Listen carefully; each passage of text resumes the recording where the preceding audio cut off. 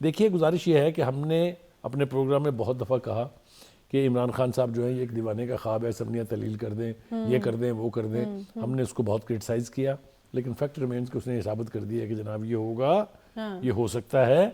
अगर पंजाब की assembly resolve करने की जो समरी है वो चली गई है गवर्नर को, तो जो हमने आवाज़ सुनी है के पीके की तरफ से वो ये है कि जी हम जो ही ये तहलील होगी उसके फौरन साथ जो है वो हम भी तोड़ देंगे।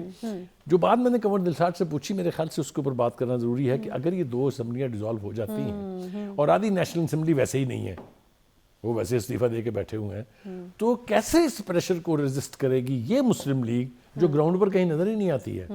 तो कहीं ऐसा ना हो कि इमरान खान साहब का वो ख्वाब भी पूरा हो जाए कि इलेक्शन जो है वक्त से पहले होंगे। और आप मानिए खान साहब को लक बहुत सपोर्ट कर रही है इस वक्त, हो सकता है ये भी।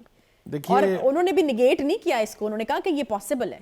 जो एक बात समझ के मुस्लिम लीग रिलैक्स होकर बैठी थी कि जी जो इशराफिया है, जो एस्टेब्लिशमेंट है, उससे तो बनती नहीं है खान साहब की, तो ये हमारे फ़ायदे में जाएगा। उसकी भी शेख रशीद की गुफ्तगू में और आप सुन रहे थे ना, जब वो बैठ के उन्होंने कहा कि मैंने आज एक ही मशवरा दिया खान साहब को कि एस्टेब्लिशमेंट से अपनी बात जो है वो जारी करें, यानी उनसे सिलसिला जुम्बा जो है वो बढ़ाएं, पुराने ताल्लुकात इस्तवार करें। अब खान साहब अगर ये भी मान जाते हैं और ये भी होने जा रहा है तो फिर बनेगा क्या मुस्लिम लीग का?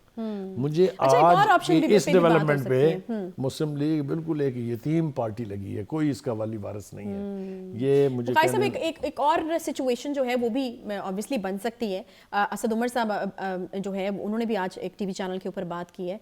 सदर भी क्या कह सकते हैं वज़ीर आज़म को कि एतमाद का वोट लें, एमक्यूएम नाराजगी जो है वो जाहिर कर रही है, तहरीक इंसाफ पहले ही बाहर है, तो सिचुएशन तो उनके लिए भी कोई आसान नहीं है। ये इस सूरत में तो मुमकिन था कि पीटीआई पार्लियामेंट में बैठी होती, उसके 100 बंदे दस्तखत करके समरी अपने रिक्वेस्ट भेजते प्रेसिडेंट को, और प्रेसिडेंट उसकी बुनियाद पर, जिस तरह यहाँ हुआ है। अच्छा, बुनियादी तौर पर तो पहले 100 बंदों ने वोट ऑफ नो कॉन्फिडेंस के लिए किया था ना मूव, आपको याद होगा। नहीं तो ये भी पॉसिबिलिटी तो है कि अब आ जाए वो और अब आकर वो बैठ जाए। इसकी तरफ इशारे दिए गए हैं। असद उमर ने खुद भी कहा है कि क्यों नहीं जा सकते जी, हम वापस हम चले जाएंगे। क्यों नहीं जा सकते? ये जिस रफ्तार से, जिस स्पीड से चीज़ें मुस्लिम लीग नून के हाथ से निकलती जा रही हैं, यहाँ कुछ भी हो सकता है। बहुत सारी बातें हैं जो यहाँ नहीं की जा सकती, बहुत सी बातें ऐसी हैं जो हमें नहीं करनी चाहिए, और बहुत सी बातें ऐसी हैं जिनसे इज्तनाब करना चाहिए।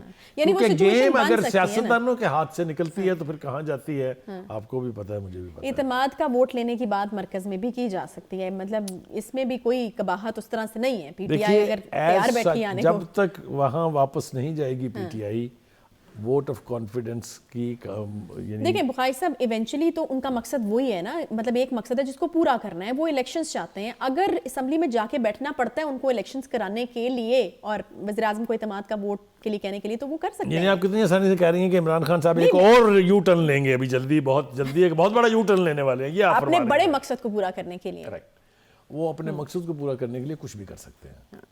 मैं यही आपसे पूछना चाह रहा हूं। इस पे आपके साथ डिस्प्यूट नहीं हो सकता, लेकिन ये सिचुएशन इतनी रैपिड चेंज हो रही है कि इसको बहुत क्लोजली मॉनिटर करने की जरूरत है।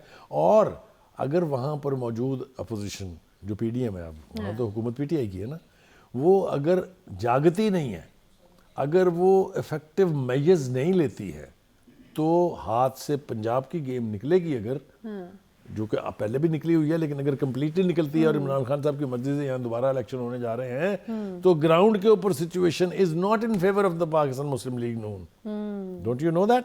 वो मिसाल दे के हमें बताते हैं कि जनाब 17 जुलाई को जो इलेक्शन हुआ था यहाँ पर, बाई इलेक्शन, क्या हुआ था उसमें आपको पता है? 20 में से 15 सीटें जीत गई थी दोबारा पीटीआई, और उसमें लाहौर की 3-4 सीटें जो वो जीती, वो एक बहुत बड़ा अलार्म बेल होनी चाहिए थी नून लीग के लिए, जो लाहौर को अपना गढ़ समझती थी।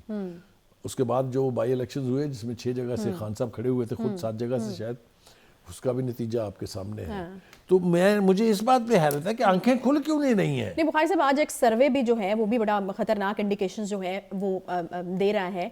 कल ये सर्वे आया था और आज काफ़ी इसके ऊपर जो है वो बात हुई है। असद उमर ने भी जिक्र किया, बिल्कुल असद उमर साहब ने भी जिक्र किया, और जिस तरह से जो शहबाज शरीफ साहब के हवाले से उस सर्वे के में हमारे सामने फाइंडिंग्स आई हैं, उसके बाद भी क्या अब जो है वो मजीद ताख़ीर की जाएगी वतन वापस आने में, मरीम नवाज साहिबा की जानिब से या मियां नवाज शरीफ साहब की जानिब से?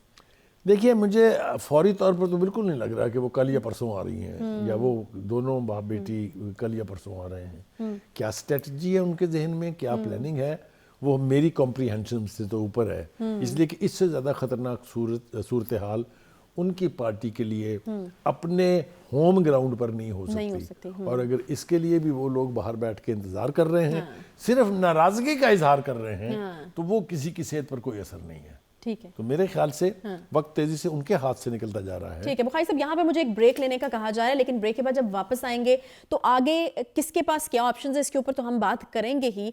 लेकिन नून लीग के जितने भी लोग यहाँ पर मौजूद हैं, बड़े एक्सपीरियंस लोग माने जाते हैं, बड़े सीजन्ड पॉलिटिशियंस जो हैं वो माने जाते हैं, उन पर भी मुझे ज़रूर बात करनी है कि क्या मतलब उनकी सियासी बसीरत जो है वो इस वक्त काम नहीं कर रही है, उनके इख्तियार में कुछ नहीं है, उनसे कुछ हो नहीं रहा है, उनकी जगह पर क्या कुछ नए लोग जो हैं वो उनको आने की ज़रूरत है, मुस्लिम लीग नून को एक रिवाइवल की ज़रूरत है। इस पर भी हम बात करेंगे एक छोटे से ब्रेक के बाद। साथ रहिए।